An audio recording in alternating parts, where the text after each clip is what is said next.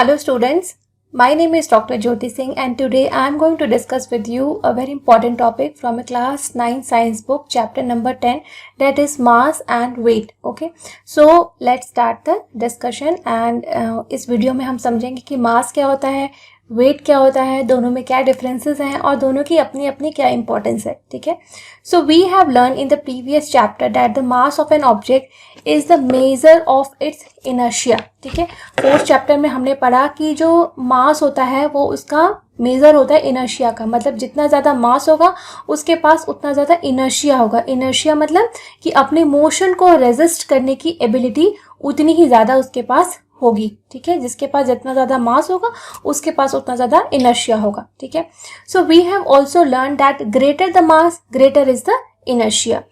It remains the same whether the object is on the earth, the moon और even in outer space. ठीक है, तो जो मास होता है किसी भी चीज़ का वो चाहे अर्थ पे हो, चाहे मून पे हो, चाहे पूरे ब्रह्मांड में कहीं पे भी हो, किसी चीज़ का जो मास है, मास का मतलब होता है जितने नंबर ऑफ एटम्स, जितने नंबर ऑफ मॉलिक्यूल से मिलके कोई चीज़ बनी रहती है उससे मतलब है. ठीक है, तो वो किसी भी सब्सटेंस जितने भी नंबर ऑफ मॉलिक्यूल से मिलके बना रहता है वो उसके मास का हिस्सा होते हैं. ठीक है, तो ये मास पूरे यूनिवर्स में कांस्टेंट रहेगा, चाहे वो अर्थ पे रहे, चाहे वो मून पे रहे, चाहे वो यूनिवर्स के किसी भी हिस्से में रहे. किसी भी ऑब्जेक्ट का जो मास है वो कभी भी वेरी नहीं करता, वो हमेशा कांस्टेंट रहता है. So thus the mass of an object is constant and does not change from place to place. Place to place, एक जगह से दूसरी जगह, इसमें वेरिएशन नहीं आता है. ठीक है, अगर किसी चीज़ का मास आपने 1 kg मेजर किया है अर्थ के ऊपर तो वो मून के ऊपर भी उतना ही मास होगा. तो जनरली मास को हम number of moles, number of particles, number of molecules इनसे डिनोट करते हैं. ठीक है, वहीं दूसरा एक हमारे पास टर्म आता है जिसको कि हम इंटरचेंजेबली जनरली यूज़ करते हैं मास और वेट को, वो है वेट. कि वेट कितना होता है. जनरली हम देखते हैं ना कि वेट, मेरा वज़न जो है 70 kg है, किसी का वज़न 50 kg है, ऐसा वेट बोलते हैं ना, कितना वज़न है, कितना वेट है. या कोई भी चीज़ खरीदते हैं हम तो वेट करते हैं, उसको वे करते हैं. सब्जी खरीदते हैं, दाल चावल खरीदते हैं, कुछ भी खरीदते हैं तो वेइंग मशीन से वे करके ही लेते हैं. ठीक है, तो वेट और मास में क्या डिफरेंस है. So we now know that the earth attracts every object with a certain force and this force depends on the mass m of the object and the acceleration due to gravity g.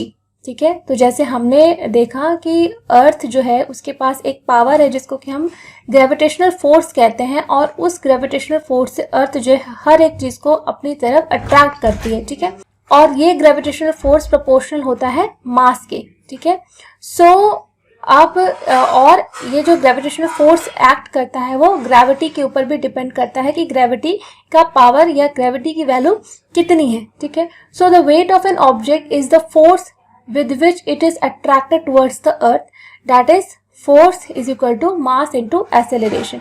तो जो भी जितना मास होगा उतना ही ज़्यादा उसका वज़न भी हो सकता है. ठीक है, और हम कह सकते हैं कि वेट और मास में ये डिफरेंस है कि वेट जो है वो ग्रेविटी के ऊपर भी डिपेंड करती है. ठीक है, so force is equal to mass into acceleration, या अगर हम अर्थ के ऊपर है तो हम एक्सेलरेशन की जगह पे जी भी यूज़ कर सकते हैं जो कि ग्रेविटेशनल पुल है. ठीक है, so the force of attraction on the earth on an object is known as the weight of the object. Okay, तो जिस फोर्स से अर्थ किसी भी चीज़ को अपनी तरफ अट्रैक्ट करती है वही फोर्स को हम वेट कहते हैं. ठीक है, it is denoted by W से डिनोट किया जाता है वेट को. And substituting the same equation in 10.14 we have weight is equal to mass into g. ठीक है, सो as the weight of an object is the force with which it is attracted towards the earth, the SI unit of weight is the same as that of force. तो force और weight की जो SI unit है वो दोनों ही same है जो कि है न्यूटन. ठीक है, so weight is a force acting vertically downwards. तो वेट क्या है, जनरली हमारा डाउनवर्ड डायरेक्शन अगर हम देखें कि वेट कहाँ एक्ट करता है, डाउनवर्ड्स, हम नीचे की तरफ अर्थ से चिपके हुए चलता है ना. So it has both magnitude and direction. We have learn that the value of g is constant at a given place. हमें ये भी पता है कि जी की वैल्यू जो है अर्थ के ऊपर तो लगभग कांस्टेंट ही होती है हर जगह, ठीक है। Therefore at a given place the weight of an object is directly proportional to the mass से m of the object, that is weight is proportional to the mass। अब g की वैल्यू क्योंकि हर जगह अर्थ के ऊपर कांस्टेंट है, इसीलिए wait जो है वो मास के प्रोपोर्शनल है, इसीलिए कई बार वेट और मास को हम इंटरचेंज करके भी यूज कर देते हैं, ठीक है। So it is due to this reason that at a given place we can use the weight of an object as a measure of its mass, क्योंकि अर्थ के ऊपर तो सब जगह जी कांस्टेंट है, इसी वजह से वेट और मास को हम इंटरचेंजेबली कई बार यूज करते हैं, ठीक है। So the mass of an object remains the same everywhere, लेकिन फिर भी वेट और मास में एक डिफरेंस ये है कि अगर हम थ्रू आउट द यूनिवर्स देखें तो मास जो है हर जगह सेम रहेगा किसी भी ऑब्जेक्ट का, लेकिन उसका वेट जो है वो चेंज हो सकता है, that is on the earth and on planet, whereas it weight depends on its location because g depends on the location। अब मून का जो g है वो अर्थ के कंपैरिजन में कम है, इसी वजह से मून के ऊपर हो सकता है सेम मास की चीज जो है कम वजन वे करे, ठीक है। सो अब देखते हैं इसी चीज को एक एग्जाम्पल के through. Wait of an object on the moon, moon के ऊपर किसी भी चीज का वजन कितना होगा। We have learned that the weight of an object on the earth is the force with which the earth attracts the object. In the same way, the weight of an object on the moon is the force with which the moon attracts that object. जैसे अर्थ के ऊपर हम बोलते हैं कि किसी भी चीज का वेट उतना ही होता है जितने की फोर्स से अर्थ उसको अट्रैक्ट करती है, सिमिलरली मून के ऊपर भी किसी भी चीज का वजन उतना ही होगा जितने की ग्रेविटी से मून जो है उसको अपनी तरफ अट्रैक्ट करेगा, वही उसका वजन होगा, ठीक है। So the mass of the moon is less than that of the अर्थ। अब हमें ये भी पता है कि जो ग्रेविटी है वो mass of the object as well as mass of the earth के ऊपर भी डिपेंड करती है, ठीक है। तो अब मून का जो मास है वो अर्थ से क्योंकि कम है, तो यानी वहां पे जी की वैल्यू सेम नहीं रहेगी, ठीक है। So due to this the moon exert lesser force of attraction on the object, इसी वजह से मून जो है उतने फोर्स से नहीं खींचता है ऑब्जेक्ट को जितने की ज्यादा फोर्स से अर्थ खींचती है, ठीक है। So let the mass of an object be m, चलिए मान लेते हैं क्योंकि कोई ऑब्जेक्ट है उसका मास जो है वो m है। Let its weight on the moon be wm, इसका वजन जो है अगर हम मून पे करें तो वो wm है, ठीक है। Let the mass of the moon be m, capital M और small m, mass of moon को कैपिटल M और नीचे m से डिनोट किया, एंड इट्स रेडियस भी rm, मून के लिए mm लगा है, ठीक है। By applying the universal law of gravitation the weight of the object on the moon will be, अगर हम यूनिवर्सल ग्रेविटेशनल लॉ जो है वो यूज करें तो वेट ऑन मून किसी भी ऑब्जेक्ट का वो g, universal constant g into mass of moon into mass of object upon radius का r स्क्वायर, ठीक है। उस ऑब्जेक्ट का जो भी डिस्टेंस है, यानी मून का डिस्टेंस वो तो मून की सतह पे ही है ऑब्जेक्ट, ठीक है, जैसे हमने अर्थ के केस में देखा था। तो let the weight of the same object on the earth be we, अगर सेम ऑब्जेक्ट का वेट अगर अर्थ पे करें, मान लेते हैं कि उसका वजन we है। So the mass of the earth is m, mass of earth को m मान लेते हैं, and its radius is r, ठीक है। तो सेम उसी तरीके से हम एक और इक्वेशन हमारे पास आ गई, we is equal to gm into m by r square, ठीक है।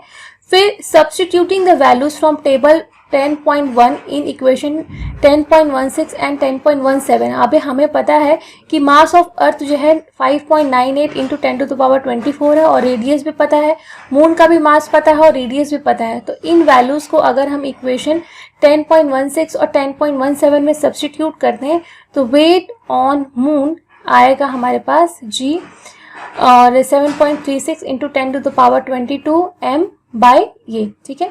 तो ये आ गया हमारे पास 2.431 into 10 to the power 10 g into m। वैसे ही अर्थ के लिए अगर हम कैलकुलेट करें तो 1.474 into 10 to the power 11 g into m, ठीक है। So dividing equation 10.18a and 10.18b we get, तो weight upon moon upon weight upon earth is equal to, जब हम दोनों को डिवाइड करेंगे तो ये मास जो है mm ये दोनों कैंसिल आउट हो जाएंगे, एंड देन हमारे पास जो रेशियो आएगा मास ऑन मून और वेट ऑन मून और वेट ऑन अर्थ वो आ जाएगा, अगर फ्रैक्शंस में देखें तो अप्रॉक्सीमेटली 1/6, यानी कि weight of the object on the moon upon weight of the object on the earth is equal to 1/6, यानी कि मून के ऊपर कोई भी चीज अर्थ से 1/6 टाइम्स हल्की वजन की लगेगी, ठीक है। So weight of the object on the moon is equal to 1/6 of its weight on the earth, fine. So इस तरीके से हमने देखा कि अर्थ के ऊपर क्योंकि ग्रेविटेशनल पुल कम लगेगा, इसी वजह से अर्थ के ऊपर कोई भी चीज जो है ज्यादा वजन में दिखेगा एज कंपेयर टू मून। एक एग्जाम्पल देखते हैं 10.4, mass of an object is 10 kg, what is weight on the earth. एक 10 kg का मास का ऑब्जेक्ट है, उसका अर्थ के ऊपर क्या वजन होगा। तो mass m is equal to 10, acceleration due to gravity 9.8, तो वेट क्या होता है मास इंटू एसेलरेशन, तो 10 इंटू 9.8 दैट इज 98 न्यूटन, यानी 98 kg भी बोल सकते हैं, ठीक है। सो 98 न्यूटन ओके का वेट उसका होगा, ओके।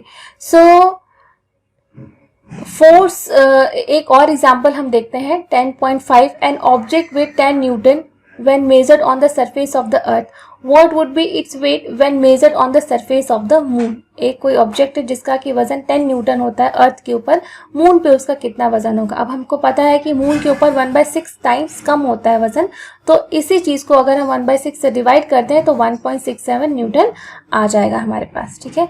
तो आई होप कि आपको difference between mass and weight अच्छे से समझ में आया होगा, और जो वेट और मास का डिफरेंस है मून के ऊपर और अर्थ के ऊपर वो भी अच्छे से समझ में आया होगा। And still if you have any kind of doubt still remaining, then you can write in the comment section. I will surely reply. And one appeal I want to make with you all, that please do subscribe my channel and share the video with your friends. Thank you.